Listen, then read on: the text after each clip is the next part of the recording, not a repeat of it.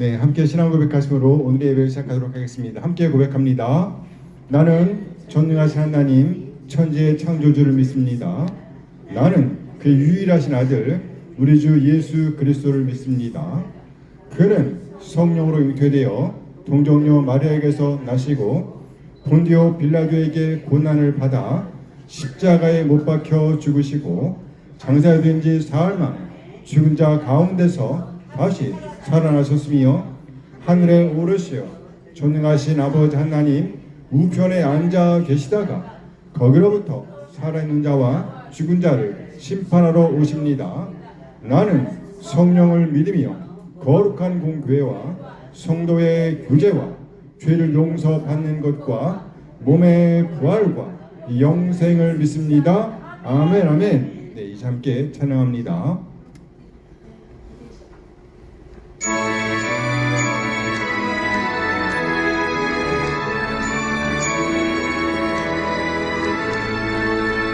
참 반가운 성도여 다 이와서 베들레헴 성 안에 아버지가 저 우유에 누리신 아기를 보고 엎드려 절하세 엎드려 절하세 엎드려 절하세 구주 나셨네 저 천사여 찬송을 높이 불러서 이 광활한 천지에 울리라 주 하나님 앞에는 영광을 돌려 엎드려 절하세 엎드려 절하세 엎드려 절하세 구주 나셨네 이 세상에 주께서 탄생할 때에 참신과 참 사랑이 되시려고 저동정녀 몸에서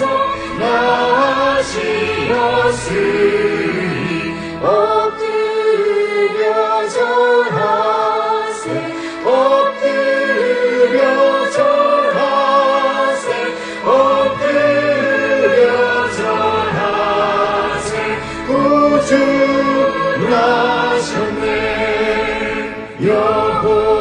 여호와의 말씀이 육신을 입어 날 구원할 구주가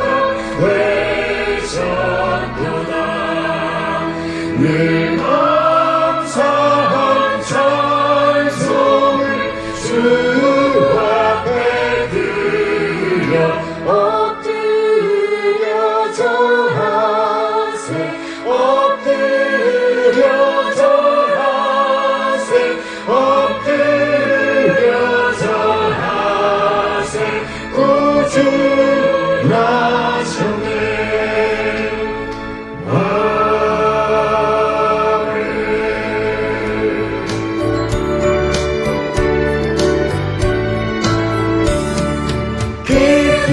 구주로 오셨네 만대서 모두가 운구해야 가리려다 찬양하여라 찬양하여라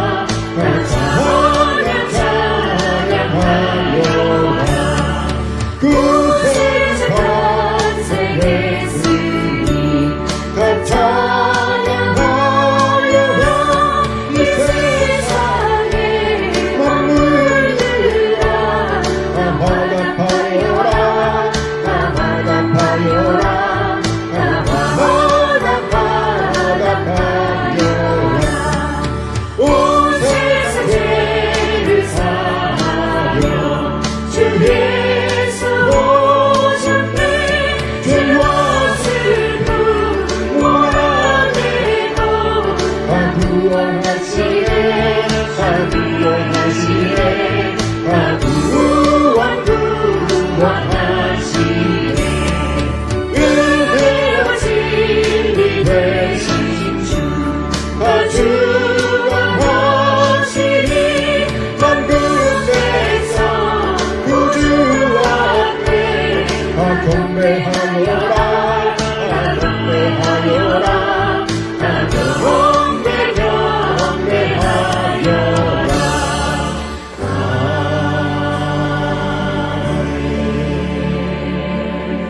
아멘 아멘. 오늘은요 여자의 후손으로 오신 그리스도이라는 제목으로 말씀을 나누도록 하겠습니다. 여자의 후손으로 오신 그리스도. 네, 누가복음에서 보면 예수님의 탄생에 관해 기록하면서 무엇보다 예수님께서 처녀에게서 출생하셨다는 것을 강조합니다. 처녀 마리아는 먼저 이미 늙어 아이를 낳을 수 없었던 친척 엘리사벳이 성령으로 아이를 잉태했다는 천사 가브리엘의 말을 듣습니다. 그래요. 처녀 마리아의 친척 엘리사벳은 나이가 늙었음에도 불구하고 아이를 잉태하였습니다. 그리고 5달 동안 숨어서 지내고 있었습니다. 네. 그리고 이제 6달이 될 즈음에 천사 가브리엘이 처녀 마리아에게 나타난 거예요. 누가복음 1장 27절 말씀입니다. 다윗의 자손 요셉이라 하는 사람과 약혼한 처녀에게 이르니 그 처녀의 이름은 뭐다? 마리아라. 마리아는 누구인가?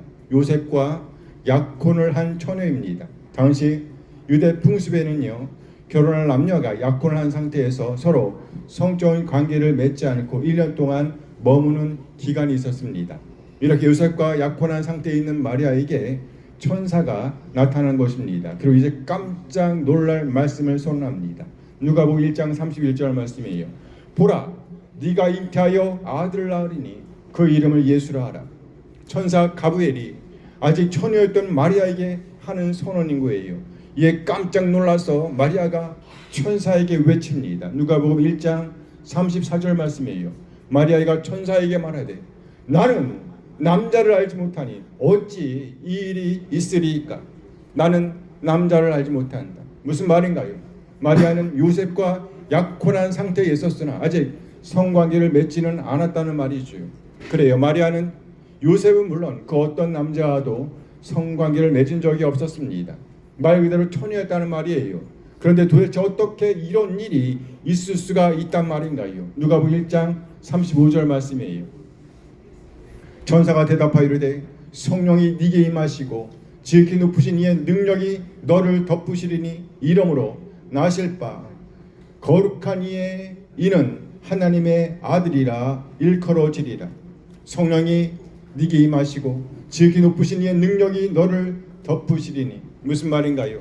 마리아가 예수님을 잉태한 것은 자연적인 남녀의 성관계에 의한 것이 아니라는 말입니다. 성령 하나님의 역사로 일어난 일이라는 말이에요. 전적인 하나님의 능력으로 성취된 일이라는 말이죠. 이것을 어떻게 과학적으로 설명할 수가 있겠어요?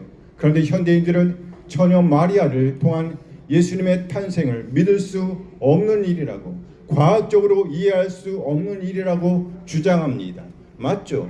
과학적으로 예수님께서 처녀에게서 태어나셨다는 것을 어떻게 설명할 수가 있겠어요? 설명할 수도 없고 있을 수도 없는 일이라는 말이죠. 맞아요. 그래서 예수님께서 처녀에게서 탄생하셨다는 것은 믿음의 문제이지 과학의 문제가 아닙니다.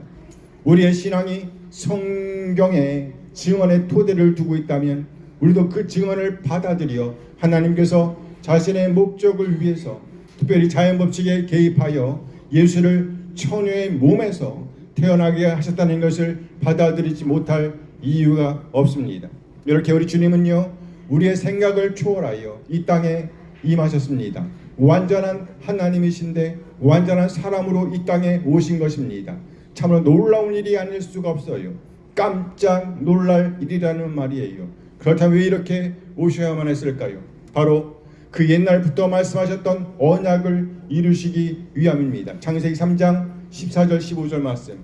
여호와 하나님이 뱀에게 이르시되 네가 이렇게 하였으니 네가 모든 가축과 들의 모든 짐승보다 더욱 저주를 받아 배로 다니고 살아있는 동안 흙을 먹을지니라. 15절 내가 너로 여자와 원수가 되게 하고 네 후손도 여자의 후손과 원수가 되게 하리니 여자의 후손은 네 머리를 상하게 할 것이요 너는 그의 발꿈치를 상하게 할 것이니라 하시고, 여자의 후손은 네 머리를 상하게 할 것이요. 처음 사람이 사탄을 상징하는 뱀의 꼬임에 빠져 하나님의 말씀을 어기고 선악을 알게 하는 나무의 열매를 먹은 이후 처음 사람을 타락하게 만들었던 뱀을 향해서 선언하시는 하나님의 말씀입니다. 이때 뱀의 머리를 으깨버릴 존재가 바로 여자의 후손이라는 말씀이에요. 참으로 놀라운 복음입니다.